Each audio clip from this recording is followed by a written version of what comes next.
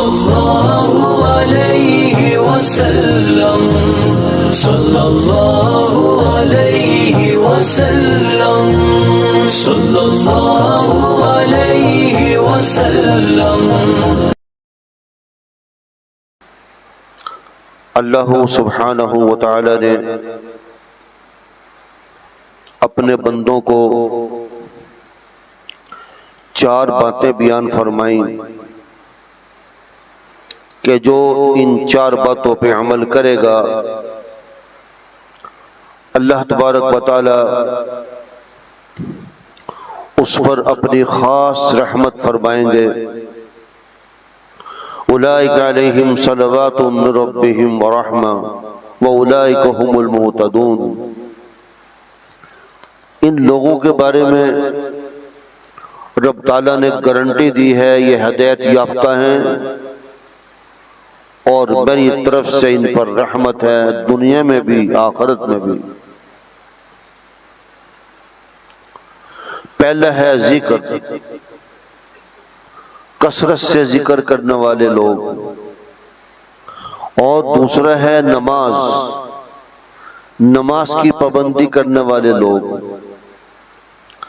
اور تیسرا ہے صبر، صبر کرنے والے لوگ، چوتھا ہے شکر، خدا کی نعمتوں پہ شکر کرنے والے۔ ذکر، صبر، شکر اور نماز۔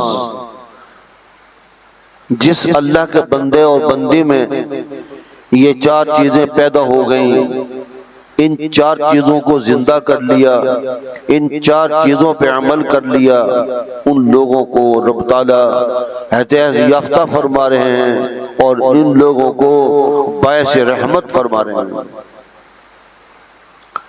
ایک ایک الگ الگ عنوان ہے، علیحدہ علیحدہ عنوان ہے۔ میں تھوڑا سا صبر پر تشریح کروں گا۔ لفظ صبر قابل تشریح ہے۔ صبر کا معنی ہوتا ہے رکنا، روکے رہنا۔ مفسرین نے اس کی تین قسمیں بنائی ہیں۔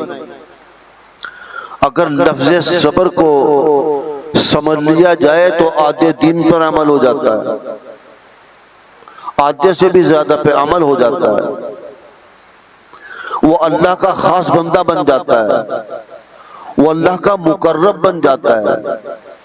اسی لیے مفسرین نے فرمایا جب یہ چار چیزیں کسی کے اندر پیدا ہو جاتی ہیں، یہ چار چیزوں پہ عمل کر لیتا ہے، ذکر، صبر، شکر، نماز، تو یہ بندہ اللہ کے قریب ہو جاتا ہے، یہ بندہ اللہ کا مقرب بندہ بن جاتا ہے۔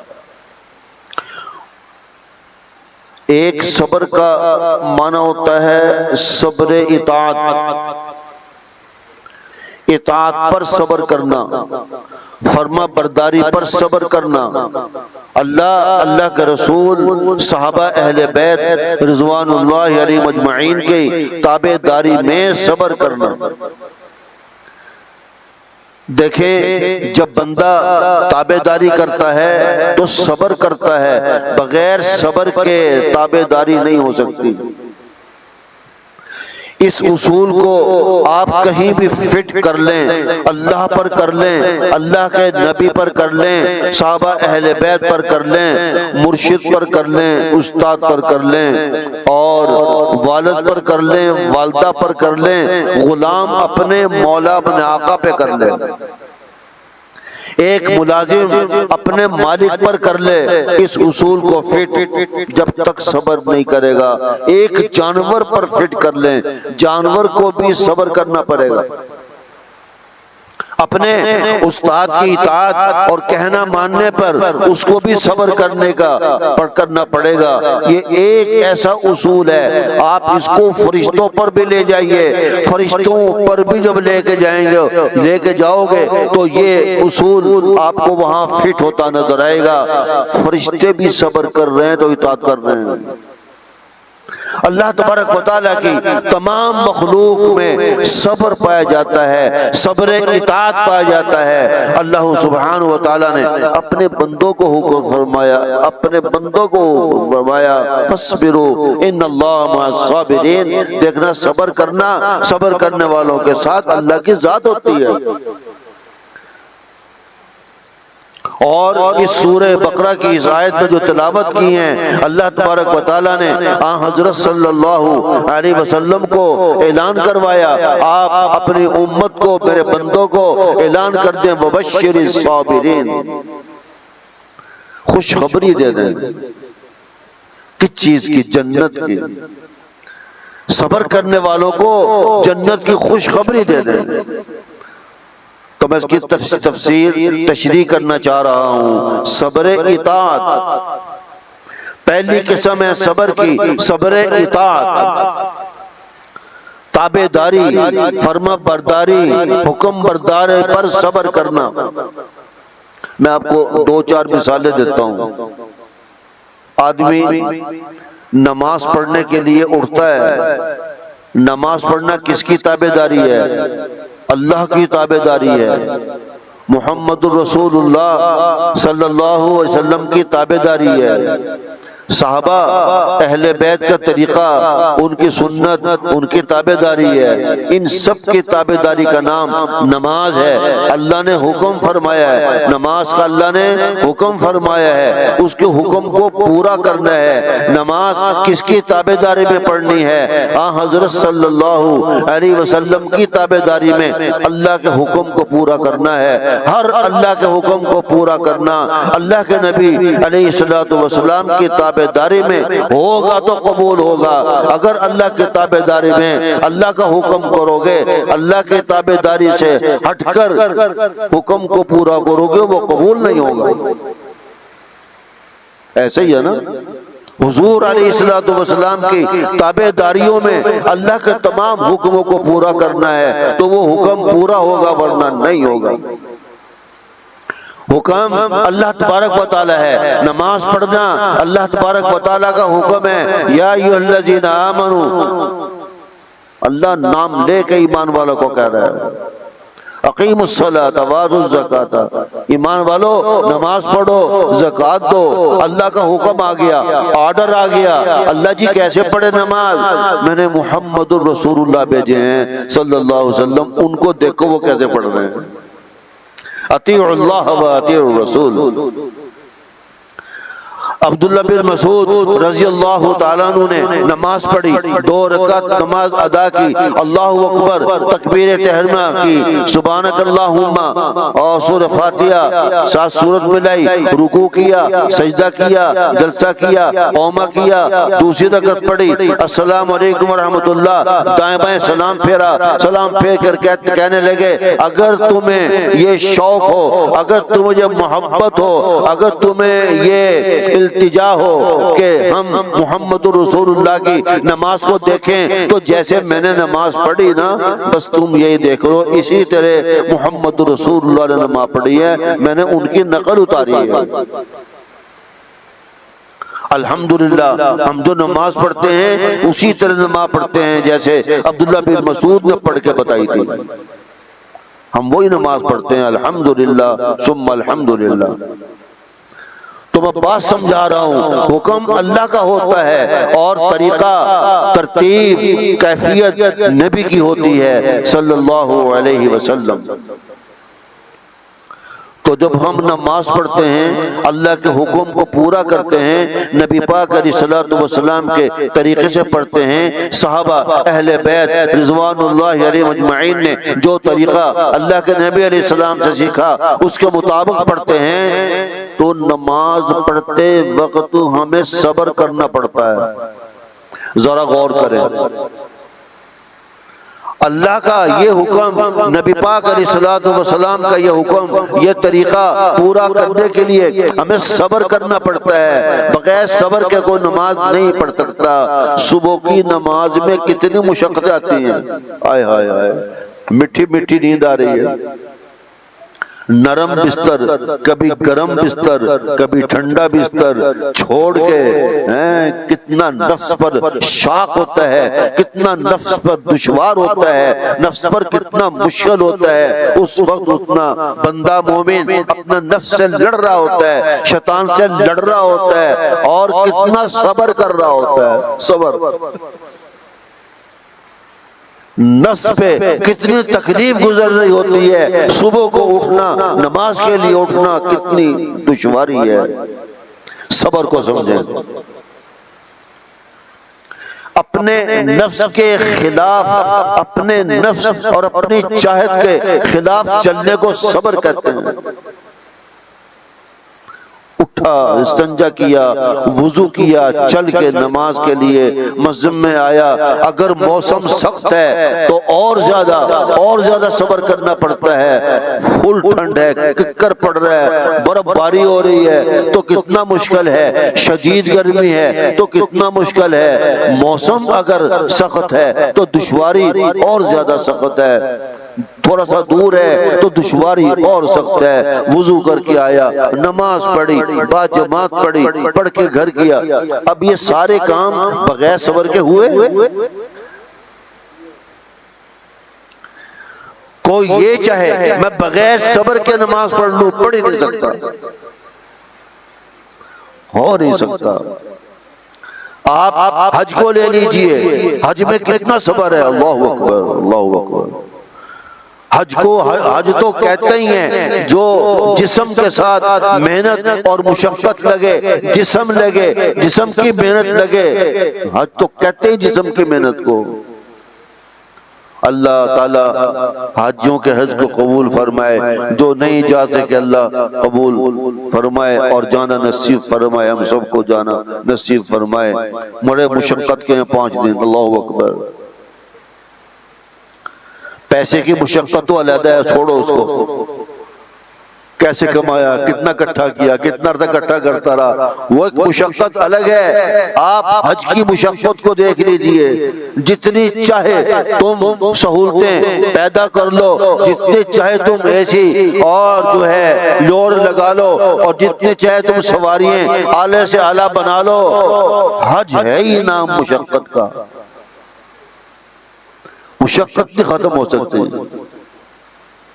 بلکہ میں تو یہ کہتا ہوں جتنی سہولتیں زیادہ میسر ہوتی رہتی ہیں، جتنی سہولتیں انسان اپنے لیے حاصل کرتا ہے، مشقتیں بھی اتنی بڑھتی رہتی ہیں۔ پھر جی آ گئی، اے سی آ گیا، مشقت بڑھنے گئی۔ پہلے آسان نہیں زندگی تھی، پکا لو، یوں کرتے رہو، لائٹ چلی بھی جائے سویا پڑا ہے، یوں کرتا کرتا سو گیا، لائٹ چلی جائے۔ اب لائٹ چلی جائے تو بندہ سو ہی نہیں سکتا۔ جتنی سہولتیں تمہیں ملتی رہیں گی، مشقتوں میں اور دنیا کی دلدل میں گھستے رہو گے، تو بغیر مشقت کے حج ہو سکتا ہے؟ ہو ہی نہیں سکتا ہے۔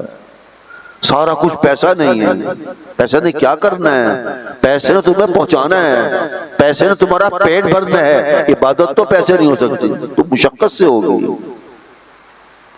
یہ ہے صبر اطاعت، صبر اطاعت۔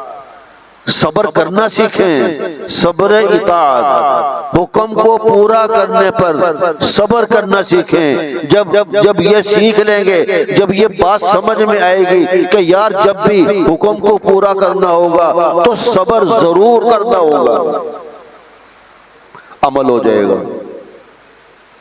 جس کو صبر کرنا نہیں آتا، جس نے صبر نہیں سیکھا، جو صبر نہیں کر سکتا، وہ اطاعت نہیں کر سکتا، اس سے اطاعت ہو نہیں سکتی، فرمانبرداری ہو نہیں سکتی۔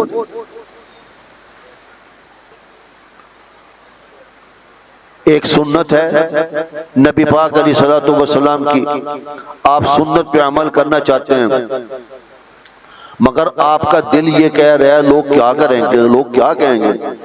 اس نے سنت پہ عمل کر لیا۔ میں ایک عام سنت کی بات کر رہا ہوں، اس سنت کو آپ کہیں بھی لے جائیں، جسم پہ لے جائیں، لباس پہ لے جائیں، چہرے پہ لے جائیں، بیاہ شادی پہ لے جائیں، کہیں بھی فٹ کر لیں سنت کو۔ اب یہ سوچ کے اندر پڑ گیا یہ نبی پاک علیہ السلام کی سنت تو یہ ہے، اگر میں نے اس پہ عمل کیا تو لوگ کیا کریں گے، ہے نا؟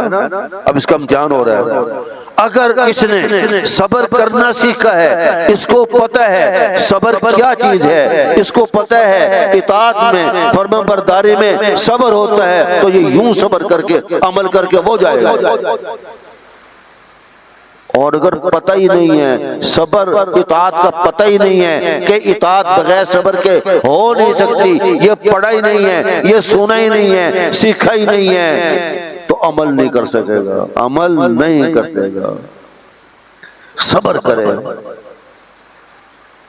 ایک آدمی کو میں نے کہا کہ یار اب بہت ہو گئی ہے، اب آپ حج بھی کر کے آئے ہیں تو ماشاءاللہ اب آپ کی سنت رسول رکھے، میں نے کہا دل سے سنت رسول رکھ لیں، اللہ کے نبی علیہ السلام کی سنت رسول رکھ لیں، صحابہ اہل بیت کی چہرہ دکھائیں۔ نبی پاک علیہ السلام کو مرتہی چہرہ دیکھنا پڑتا ہے، مومن نبی کا چہرہ بھی دیکھتا ہے علیہ الصلوۃ والسلام، تو چہرہ آپ جیسا ہو۔ مجھے آگے سے کہتا لوگ گلہ کریں گے، لوگ پتہ نہیں کی کہیں گے، کی ہو گیا اے صوفی بن گیا اے فلاں ڈھمکان ہو گیا۔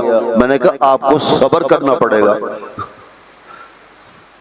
لوگوں کا یہ کہنا آپ کو صبر کرنا پڑے گا، اللہ آپ کو صبر کی توفیق دے، لوگ یہ کہیں اور آپ صبر سے سن سکیں، صبر سے سن سکیں، آپ میں یہ کوالٹی پیدا ہو جائے، آپ کے اندر یہ گیس پیدا ہو جائیں کہ آپ کے اندر صبر آ جائے، آپ کو سننا پڑے۔ ہمارے نبی پاک علیہ الصلوۃ والسلام نے کافروں سے کیا کیا سنا، کیا کیا سنا، کیا کیا سنا، مجنون ہیں، دیوانے ہیں، شاعر ہیں، کاہن ہیں، یہ ہے اللہ معاف فرمائے، منہ سے لفظ بولتے ہوئے بھی نہیں، ہمت نہیں ہے، قرآن بیان کر رہا ہے۔ میں کہ یار صبر سے سن لے، اس کو میری بات سمجھ میں آ گئی، سنت رسول رکھ لی ماشاءاللہ اس نے، وہی ہوا اس کے ساتھ۔ لوگوں نے خوب باتیں کی بازار میں، کاروباریوں نے، رشتہ داروں نے، مجھے آ کے کہتا مصطفیٰ نے بڑا صبر کیا، آپ کے نقطے پر بڑا صبر کیا۔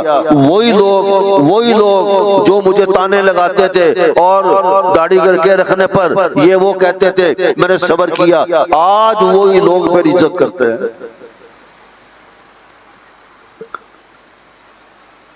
تو بغیر صبر کے عمل نہیں ہو سکتا۔ آپ چل کے آئے ہیں، بارش میں آئے ہیں، پانی میں آئے ہیں، پیدل آئے ہیں، سواری پہ آئے ہیں، صبر کر کے آئے نا۔ اگر آپ صبر نہ کریں مسجد تک آنے کا، آپ مسجد میں نہیں آ سکتے، جب مسجد میں نہیں آ سکتے جمعہ نہیں پڑھ سکتے۔ ہر فرما برداری میں صبر ہے، صبر اطاعت، استعینوا بالصبر والصلاۃ۔ اللہ فرماتے ہیں صبر سیکھو، واستعینوا بالصبر والصلاۃ، مدد حاصل کرو، صبر اور نماز سے مدد حاصل کرو، اس کے ذریعے نماز اور صبر کے ذریعے صبر حاصل کرو، صبر حاصل کرو۔ تمہیں صبر جب حاصل ہو جائے گا صبر اور نماز کے ذریعے، جب تمہیں اس کی استعانت اور مدد ملنی آ جائے گی، تمہیں اس سے مدد لینی آ جائے گی۔ صبر سے کیسے مدد لیتے ہیں، نماز سے مدد کیسے لیتے ہیں، میں نے چند مثالیں دی ہیں۔ صبر سے جب آپ مدد لیں گے نماز بھی پڑھ لیں گے، صبر سے جب آپ مدد لیں گے کہ میں حج کروں، آپ سے حج بھی ہو جائے گا۔ جب آپ صبر سے مدد لیں گے کہ میں عمرہ کروں، عمرہ بھی ہو جائے گا۔ جب آپ صبر سے مدد لیں گے میں زکوٰۃ دوں، زکوٰۃ بھی ادا ہو جائے گی، دل کی دھڑکن نہیں بڑھے گی انشاءاللہ۔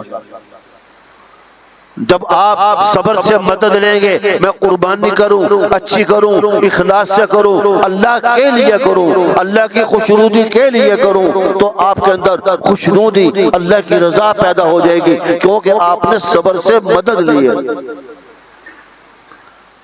مت کہیں لوگوں کو، مت سوچیں لوگ کیا کہیں گے، چھوٹا سا لایا ہے، لوگ یہ کہیں گے بڑا لایا ہے، لوگ یہ کہیں گے ایک لایا ہے، لوگ کہیں گے 12 کر رہا ہے۔ مت لوگوں کو دیکھیں، اللہ کی رضا شامل حال کر لیں، یہ صبر ہے، قربانی ہو جائے گی۔ ایک آقا اب تو غلام نہیں ہے، ایک غلام ہو، مومن ہو، مسلمان ہو، اللہ کا تابع دار، اللہ کے نبی علیہ السلام کا فرما بردار اور اپنے مولا کا فرما بردار۔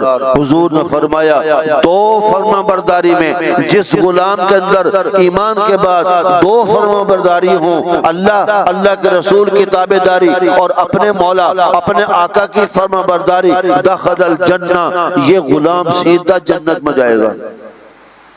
صرف دو۔ اتنی بڑی گارنٹی اللہ کا نبی علیہ السلام دے رہا ہے اس غلام کے بارے میں، آپ یہاں وہی اصول فٹ کیجئے، وہی اصول یہاں قائم کیجئے کہ یہ غلام جو تابع داری کر رہا ہے یہ صبر کر رہا ہے، اپنے مولا کی اپنے آقا کی تابع داری بھی کر رہا ہے، اللہ کے حکموں کو بھی پورا کر رہا ہے، حضرت صلی اللہ علیہ وسلم کے پیارے دین پر عمل کر رہا ہے۔ یہ کتنا صبر کر رہا ہے؟ مولا کی خدمت سے 5 منٹ تو کیا 1 منٹ بھی نکلتا، وہ 1 منٹ بھی اس کی تابعداری کے بغیر نہیں گزارتا مولا۔ غلام، حتیٰ کہ غلام مولا کی اجازت کے بغیر سو نہیں سکتا، مولا کی اجازت کے بغیر کھانا نہیں کھا سکتا، پانی 1 گلاس پانی کا نہیں پی سکتا، کھڑا ہے تو کھڑا ہے، بیٹھا ہے تو بیٹھا ہے، مولا کی اجازت کے بغیر نکاح نہیں کر سکتا، مولا کی اجازت کے بغیر باہر نہیں نکل سکتا۔ اللہ تبارک و تعالی نے قرآن میں مثال دی ہے، اللہ نے مثال دی ہے قرآن کریم میں، ایک غلام کو دیکھو وہ کتنا تابع دار ہے، اپنا فرما بردار ہے اپنے مولا کا اپنے آقا کا۔ اللہ فرماتے ہیں میرے بندو تم سارے اور ساری مخلوق میرے غلام ہو، یا ایھا الناس انتم الفقراء واللہ الغنی الحمید، تم سارے فقیر اور غلام ہو، میں غنی ہوں، میں تمہارا خالق اور مالک ہوں، تم سارے میرے مملوک ہو، تم میری تابع داری کیوں نہیں کرتے؟ ایک غلام اپنے اعلیٰ آقا کا کتنا تابع دار ہوتا ہے۔ میں بارہ نقطہ یہ سمجھا رہا تھا، ایک غلام جب تک صبر نہیں کرے گا وہ اپنے اللہ کا نہیں ہو سکتا، نبی کا نہیں ہو سکتا، نبی کے دین پر نہیں چل سکتا، اپنے آقا کی تابع داری نہیں کر سکتا۔ کتنا صبر کر رہا ہے، دین پہ بھی چل رہا ہے، اپنے مولا کی تابع داری بھی کر رہا ہے، اپنے مولا کی تابع داری میں اتنا صبر۔ آپ نے غلام دیکھے نہیں ہیں، دیکھے تو میں نے بھی نہیں ہے، لیکن میں نے پڑھا ہے، بڑی تفصیل سے پڑھا ہے غلام کیا ہوتا ہے۔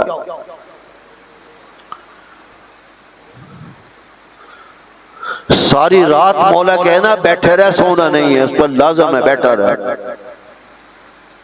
کتنا صبر ہے یار اس کے اندر۔ میں آپ کو یہ سمجھا رہا ہوں، صبر اطاعت جب بندے کو صبر پر اطاعت کرنا آ جاتا ہے، اطاعت سے صبر حاصل کرنا آ جاتا ہے، بندہ اطاعت کے لیے فرمانبرداری کے لیے صبر سیکھ لیتا ہے، اس کے لیے کوئی کام مشکل رہتا نہیں۔ یہ تو میں نے بندوں کی مثالیں دی آپ کو، فرشتوں کو بھی دیکھ لیں۔ حضور نے فرمایا علیہ الصلوۃ والسلام کچھ فرشتے ایسے ہیں کہ جب سے اللہ تبارک و تعالیٰ نے ان کو پیدا کیا ہے تو قیام کی حالت میں کھڑے ہیں۔ قیامت آئے گی، قیامت کا بگل بجے گا تو ان کا قیام ختم ہوگا۔ وہ خواہش کرتے ہیں اللہ ہمیں اجازت دے دے، ہم رکوع میں چلے جائیں، سجدے کی نہ دے اجازت، التحیات کی اجازت نہ دے، اللہ صرف رکوع کی اجازت دے دے، نہیں اجازت ہے۔ اللہ کا حکم ماننے کے لیے صبر کیا ہوا ہے۔ اللہ اکبر۔ اور کچھ فرشتے ایسے ہیں رکوع میں جب سے پیدا کیا ہے، وہ خواہش کرتے ہیں اللہ ہمیں قیام کی اجازت دے دے، ہم قومائی کر لیں، نہیں اجازت ہے۔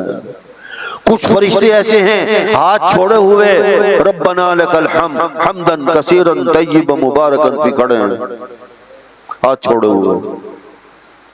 کچھ فرشتے ایسے ہیں سجدے میں گئے ہوئے ہیں، جب سے پیدا کیا ہے اس وقت سے لے کے اب تک سجدے میں ہی ہیں، ان کا سجدہ پورا قیامت کو ہوگا۔ ہاں جی، کچھ فرشتے ایسے ہیں التحیات کے اندر بیٹھے ہیں، التحیات للہ والصلوات والطیبات، درود شریف پڑھ رہے ہیں، دعا پڑھ رہے ہیں، پھر التحیات شروع کر دیتے ہیں۔ جب سے پیدا کیا ہے تحیات میں ہی ہیں، ان کا جی کر رہا ہے اللہ ہمیں سلام پھیرنے کی اجازت دے دے، نہیں اجازت ہے۔ ان سارے فرشتوں کی ایک رکعت جب قیامت برپا ہوگی پوری ہوگی۔ بندے کو اللہ نے کیسی نعمت سے نوازا ہے، 2 منٹ میں نہیں، 4 منٹ میں نہیں، 6 منٹ میں نہیں، 2 رکعت پڑھ کے وہ جاتا ہے۔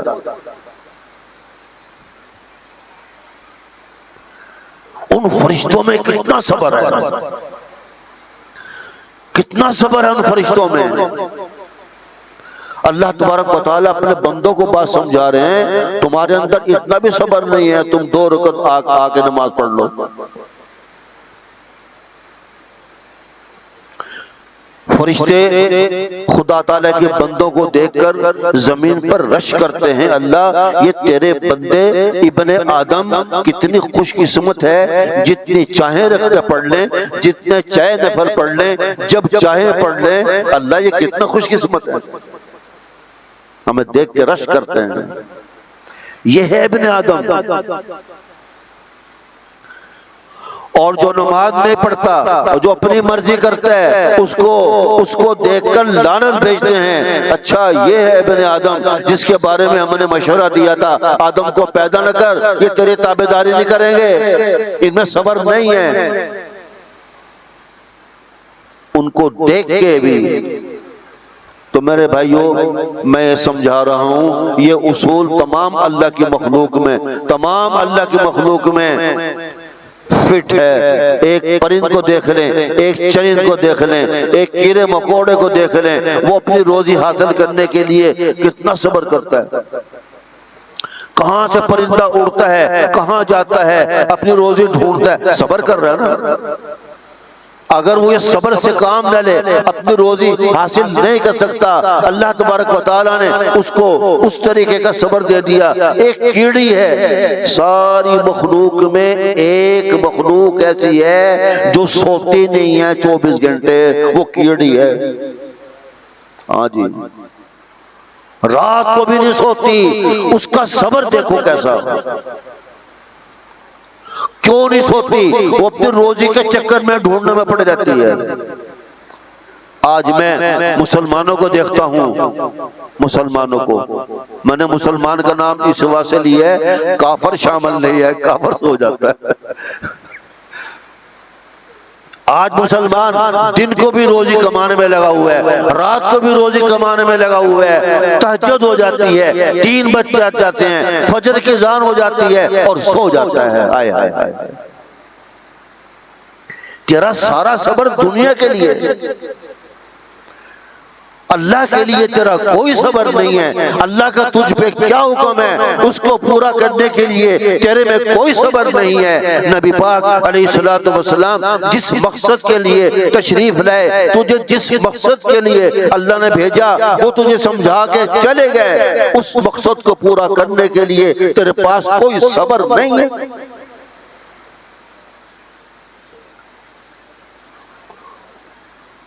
تیرے میں کیڑی میں کیا فرق رہ گیا، اور تو کیڑی بن گیا۔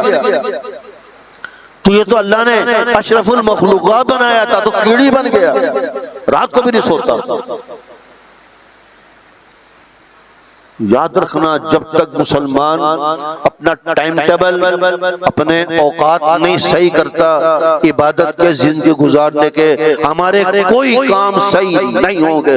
گارنٹی سے کہہ رہا ہوں، میں نے ساری حدیث کا مطالعہ کر کے ریسرچ کر کے بعد آپ کو بتائیے، گنجائش نہیں ہے ہمارے دین میں، ہمارے دین میں گنجائش نہیں ہے۔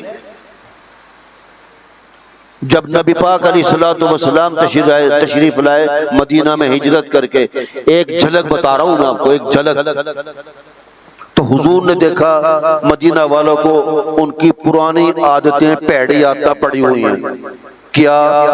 عشاء کے بعد گپیں لگا رہے ہیں، کہانیاں قصے سنا رہے ہیں۔ حضور نے ایک دن دیکھا، 2 دن دیکھا، تیسرے دن آپ نے اعلان فرما دیا، آپ نے ارشاد فرمایا دیکھو بھائی عشاء کی جب اذان جماعت ہو جائے سب سو جاؤ، کوئی جاگے نہ۔ فرمایا یہ زمانے جہلیت کی رسم ختم کرو، تم میں کوئی جاگتا ہوا نظر نہ آئے، سب سو جاؤ، میری سنت کے خلاف ہے، میرے آرڈر میرے حکم کے خلاف ہے، میرے اللہ کے حکم کے خلاف ہے، اور فرمایا تمہارے ایمان کے خلاف ہے، اور فرمایا تمہاری صحت کے خلاف ہے۔ عشاء کے بعد سو جائے کرو تو تمہارے ایمان مضبوط، تمہارے اعمال مضبوط، تمہاری صحت مضبوط، ہماری صحت کی بھی گارنٹی دی ہے۔ اور اخیر کے اندر فرمایا صبح کی نماز وہی پڑھے گا جو عشاء کے بعد جلدی سو جائے گا۔ آج عشاء کی نماز، فجر کی نماز ہم سے آیا نہیں جاتا، ہم جتنا بھی صبر کریں آیا نہیں جاتا، جتنا بھی صبر کریں آیا نہیں جاتا۔ میں سب کی بات کر رہا ہوں، عالم ہو، فاضل ہو، وہ غازی ہو، وہ شہید ہو، وہ مجاہد ہو، وہ مبلغ ہو، سب کی بات کر رہا ہوں، تاجر ہو، مزدور ہو، کوئی بھی ہو، سب کے لیے ایک حکم ہے، عشاء کے بعد جلدی سو جائے۔ میں نے ایک جھلک بتائی ہے، اللہ کا نبی کا فرمان جامع ہوتا ہے، جامع کا مطلب لفظ چھوٹا سا اور مفہوم ڈھیر ہوتا ہے۔ جب تک مسلمان اپنے اوقات، اپنے ٹائم ٹیبل درست نہیں کر لیتے کامیاب نہیں ہوں گے، بالکل نہیں ہوں گے۔ حضرت عمر بن خطاب رضی اللہ تعالیٰ عنہ کی حکومت ہوتی نا، آج میں دیکھتا تو موبائلوں میں کیسے آج مصروف ہوتے 3 بجے تک، انہوں نے کوڑا رکھا ہوا تھا منڈی، ایک قاصد کو اور ایک وزیر کو منڈی بیچتے تھے، کوئی جھوٹ بول رہا ہو، کوئی دھوکہ دے رہا ہو، کوئی ملاوٹ کر کے بیچ رہا ہو، اس کو پہلے 3 کوڑے لگا کمر میں اور پھر اٹھا کے لے کے آیا، پہلے 3 کوڑے نہیں لگا۔ وہ پوچھے کیا ہوا، اس کو کہو عمر بتا رہے وہ رہے گا کیا ہوا، ان کا پاس چل بتائے گا کیا ہوا۔ اور رات کو جاگنے والوں کی خبر رکھواتے تھے، وزیر کو بھیجتے تھے، کبھی آپ گھومتے تھے، کبھی آپ گھومتے تھے، دیکھتے تھے لوگ سو گئے ہیں یا چیمیں کر رہے ہیں۔ ہمارے ایک شاگرد آئے ہوئے ہیں جاپان سے، میں ان کی بات سن کے میرے دماغ سے نکل نہیں رہی ہے، بڑی باتیں بتائی جاپان کی، تمام نبی پاک علیہ السلام کے زندگی کے طریقے، 24 گھنٹے کے طریقے جاپان والوں نے اپنائے ہوئے ہیں، اور سارے یورپ کے طریقے ہم نے اپنائے ہوئے ہیں۔ اس میں سے ایک بات بتانے لگا ہوں، جب وہاں کے یا یہاں کے سمجھ لیں، جب یہاں کے 9 بجتے ہیں وہاں کے بھی 9، یعنی عشاء کے بعد آپ کہہ لیں، عشاء کے بعد ان کی ساری موبائل کی لائنیں بند ہو جاتی ہیں، موبائل کوئی نہیں کھول سکتا۔ اللہ اکبر۔ مغرب کے وقت سرکاری طور پر آرڈر ہے، کوئی دکان بازار کھولا نہیں رہے گا، جس نے کوئی سلف سودا خریدنا ہے دن خریدے، مغرب تب خریدے، مغرب کے اذان کے بعد ہر چیز بند، ورنہ اس پر پرچہ کر دیتے ہیں، اس پر جرمانہ ڈال دیتے ہیں، سب گھروں کو بھاگ جاتے ہیں۔ پھر مغرب سے عشاء تک ان کو کھانا پینا بس یہ وہ کرنے کا اجازت ہے۔ وہ غالب بتا رہا تھا کہ 9 بجے جیسے یہاں کے 9 بجتے ہیں ایسے وہاں کے 9 بجے ہر چیز بند ہو جاتی ہے، کوئی سگنل وگنل نہیں آتے، سب بند ٹھپ ہو جاتا ہے، موبائل پہ بھی رابطہ نہیں کر سکتے۔ جاپان حکومت کی طرف سے یہ آرڈر ہے کہ کوئی عشاء کے بعد 9 بجے کے بعد کسی کے گھر مت جائے، اپنے گھر جائے مرے سوئے دفع ہو، نہ بازار نکلے نہ کوئی کسی کے گھر جائے، بازار سنسان ہو جاتے ہیں جیسے کوئی رہتا ہی نہیں ہے۔ میں سن کے حیران رہ گیا۔ مجھے حضرت عمر بن خطاب رضی اللہ عنہ کا زمانہ میرے ذہن میں گھومنے لگا، وہ کیسا زمانہ ہوگا۔ نماز کے بعد کسی کو اجازت نہیں ہوتی تھی، حضرت عمر کی خلافت میں کوئی چلے پھرے، کسی کے بعد چل کے جائے، کوئی جاگے۔ آج دیکھیں پوری دنیا کی ترقی یافتہ اور پرسکون قوم جاپان کی ہے، پتہ آپ کو؟ نہیں پتا، پوری دنیا کی، امریکہ بھی پیچھے ہے اور پٹا ہوا ہے میرے بھائی، پیٹا ہوا ہے، پیٹا ہوا ہے، میں تفصیل نہیں کر سکتا، آپ کو پتہ ہی ہوگا، پیٹا ہوا ہے، ہفتے سے ہفتہ 8 دن ہوا ہے اٹھے ہوئے، اوقات اور سچائی، ٹائم ٹیبل اور سچائی پر ایک نمبر پر جا رہا ہے پوری دنیا میں۔ مسلمانوں اگر ترقی چاہتے ہو، حکمرانوں ترقی چاہتے ہو، تو پھر تو چلو نبی کی نہیں مانتے، زبان والوں کی مان لو،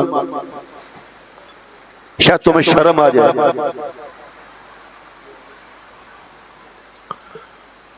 میں یہ عرض کر رہا تھا، فرما برداری، اطاعت صبر کے بغیر نہیں ہو سکتا۔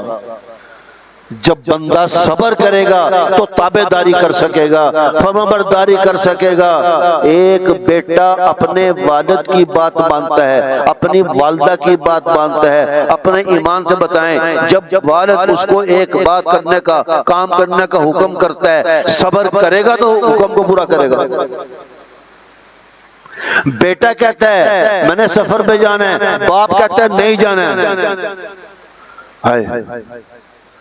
اگر تو صبر سیکھا ہے، بیٹے نے صبر کرنا سیکھا ہے، تو اپنی خواہش پہ پانی پھیر دے گا، صبر کرے گا نہیں۔ ابا جی کا حکم مافوق ہے، وہ اوپر ہے، پہلے درجے میں ہے، اس میں میرے لیے فائدہ ہے، نہیں جائے گا۔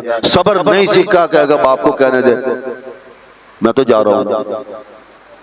اسی طرح ماں، ساری مخلوق میں یہ قاعدہ اصول اللہ نے قائم کیا ہے، صبر اطاعت، کہ اطاعت ہوگی، تابعداری ہوگی تو صبر کر سکے گا، صبر کر سکے گا تو اللہ کے حکم پورا کر سکے گا، نبی کے حکم کو پورا کر سکے گا۔ آپ شادی بیاہ کرتے ہیں، ادھر رسموں کا ڈھیر لگا پڑا ہے، ادھر آپ کو سنت نظر آ رہی ہے، تو شادی بیاہ پر رسمیں تبھی چھوڑیں گے جب آپ صبر کریں گے۔ سن لوں گا یار، برادری کی باتیں، کنبے کی باتیں، قوم کی باتیں، دوستوں کی باتیں، بیٹے بیوی کی باتیں سن لوں گا، کڑوی مٹی ساری سن لوں گا، میں نے تو یہ کرنا ہے، یہ ہے صبر۔ کچھ بھی نہیں ہوتا۔ تو وَاسْتَعِينُوا بِالصَّبْرِ وَالصَّلَاةِ، اللہ فرماتے ہیں میرے بندو صبر کرنا سیکھو، مدد، وَاسْتَعِينُوا، مدد چاہو، مدد حاصل کرو صبر سے، صبر کرنا سیکھو، اور نماز سے بھی مدد ملتی ہے۔ میں اس کی بھی تشریح کروں گا، نماز سے بھی مدد ملتی ہے اور صبر سے بھی مدد ملتی ہے۔ جب مسلمان صبر اور نماز سے مدد سیکھ لیتا ہے، مدد حاصل کرنا سیکھ لیتا ہے، اس کی دین اور دنیا آسان ہو جاتی ہے، وہ دین کو بھی لے کے چلتا ہے، وہ دنیا کو بھی لے کے چلتا ہے، اور بندہ کامیاب ہو جاتا ہے۔ اولئک علیہم صلوات من ربہم ورحمہ واولئک هم المہتدون، یہی لوگ ہدایت یافتہ ہیں، یہی لوگ باعث رحمت والے ہیں، اللہ گارنٹی دے رہا ہے۔ اور دوسری قسم ہے صبر معصیت، گناہ پر صبر کرنا۔ تیسری قسم ہے مصیبت، معصیت اور مصیبت اور حادثے پہ صبر کرنا، معصیت پر، گناہ پر صبر کرنا، اور تیسری قسم ہے حادثے اور آفت پر، مصیبت پر صبر کرنا۔ اگلے جمعے انشاءاللہ اگلی دو بیان ہوں گی۔ اللہ سے دعا کریں، اللہ تبارک و تعالی، یہ جو میں صبر کا میں نے یہ جو تشریح کر رہا ہوں، اس کا تعلق محرم کے ساتھ ہے۔ میرا موضوع محرم والا ہے، محرم میں صبر کریں گے تو محرم کی خرافات سے بچ سکیں گے، ماتم سے بچ سکیں گے، جلوسوں سے بچ سکیں گے، تعزیوں سے بچ سکیں گے، اور خرافات، بدعات، شرک بے شمار اس کے اندر چیزیں جمع ہیں، بچ سکو گے۔ اگر تمہارے اندر صبر نہیں ہے تو محرم کے اندر جو ناجائز خرافات پیدا کر لی ہیں، کچھ 34 صدی کی ہیں، کچھ 6 صدی کی ہیں، پتہ ہے آپ کو یہ ماتم کس سن میں شروع ہوا ہے؟ نہیں پتہ ہے، 34 صدی میں۔ اس سے پہلے اس کا نام نشان نہیں ہے۔ اور تعزیے کی تاریخ کا پتہ کب بنایا ہے؟ نہیں پتا، 6 صدی میں۔ ہم نے تو بال کی کھال تک اتار کر رکھی ہوئی ہے۔ آؤ ذرا میرے پاس۔ دین وہ ہے جو اللہ حکم فرمائے، اللہ کے نبی علیہ السلام اس حکم کو کر کے طریقہ بتائیں۔ اللہ حکم فرمائے اور نبی پاک علیہ السلام اس حکم کو پورا کرنے کے لیے خود کر کے بتائیں، اور صحابہ نبی علیہ السلام کی نقل کر کے اتاریں، اہل بیت نقل کر کے اس پہ زندگی گزاریں، اس کا نام دین ہے۔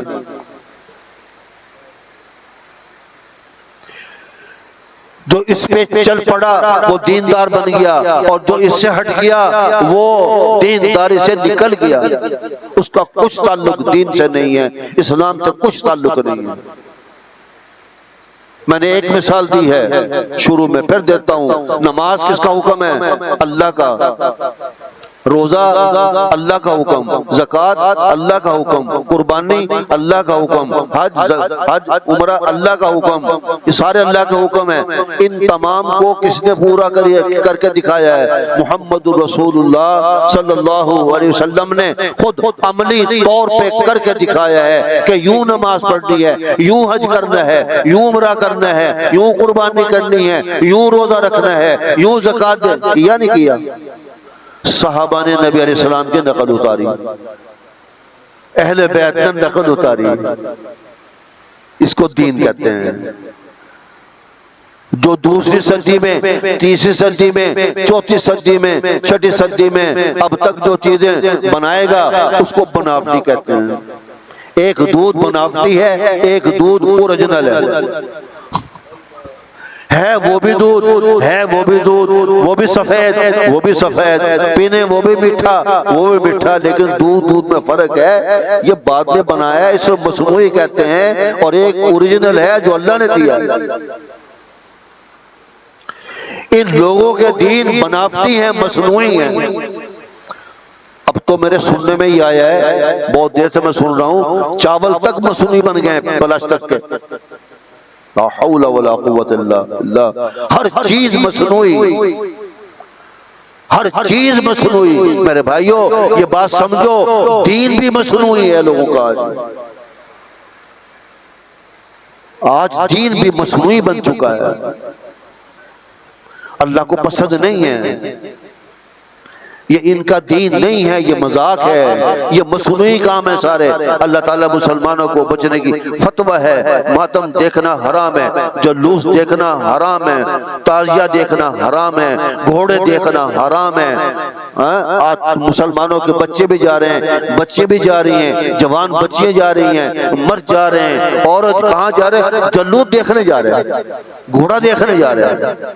یہ تو پتہ لگے گا نا جب قیامت ہوگی۔ میرے نبی نے فرمایا علیہ السلام، من تشبہ بقوم فہو منہم، جس آدمی نے جس سے تعلق محبت رکھی، مشابہت اختیار کی، اللہ تبارک و تعالیٰ قیامت کے دن تمہیں انہی کے ساتھ اٹھائیں گے۔ دیکھنے جاؤ گے تو انہی کے ساتھ اٹھائے جاؤ گے۔ خبردار اپنے بچوں کو، بیویوں کو منع کریں، دیکھنا جائز نہیں ہے، حرام۔ وہ کرتے ہیں، کرنے دیں انہیں۔ مصنوعی کام شروع سے چلتا آ رہا ہے۔ حضرت صلی اللہ علیہ وسلم کے ساتھ جو مخالفت اور لڑائی تھی یہودیوں کی، عیسائیوں کی، کفار مکہ کی، قریش مکہ کی، وہ یہی تو تھی۔ وہ کہتے تھے ہمیں دین مصنوعی چاہیے۔ حضور فرماتے تھے علیہ السلام، میرے پاس مصنوعی دین نہیں ہے، مجھے جو اللہ کہتا ہے، اوریجنل دین جو مجھے اللہ نے دیا ہے، میں تمہارے سامنے وہ پیش کرتا ہوں۔ اوریجنل دین کفار مکہ کو، یہودیوں کو پسند نہیں آیا، وہ اپنا دین پسند کرتے تھے، مصنوعی دین پسند۔ یہ لڑائی تھی، اور آج بھی یہی لڑائی ہے۔ وہ کہتے ہیں ہمارے دین کو منظور کر لیں، قبول کر لیں جو ہمارا مصنوعی ہے۔ یہودی کہتے ہیں آج مسلمانوں کے ساتھ کوئی لڑائی نہیں ہے۔ علماء حق کہتے ہیں سوال ہی پیدا نہیں ہوتا، تمہارے مصنوعی دین کو ہم جوتے کی نوک پہ ٹھوکر پہ مارتے ہیں۔ اوریجنل دین پر چلیں گے، اوریجنل دین کو نافذ کریں گے۔ تو اللہ سے دعا کریں اللہ تبارک و تعالی مسلمانوں کو اپنے نبی کے دین پر چلنے کی توفیق عطا فرمائے، خرافات سے بچنے کی توفیق عطا فرمائے، بھٹکے ہوئے کو اللہ تبارک و تعالی ہدایت نصیب فرمائے۔ سبحانک اللہم و بحمدک۔ یہ بھائی مسئلہ سن لیں۔